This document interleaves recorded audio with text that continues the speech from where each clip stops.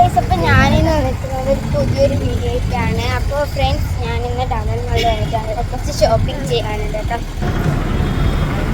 അപ്പോൾ നമ്മൾ ടൗണിൽ മോളിൽ നമ്മൾ അവിടുത്തെ ഗെയിംസ് കയറി. എന്നിട്ട്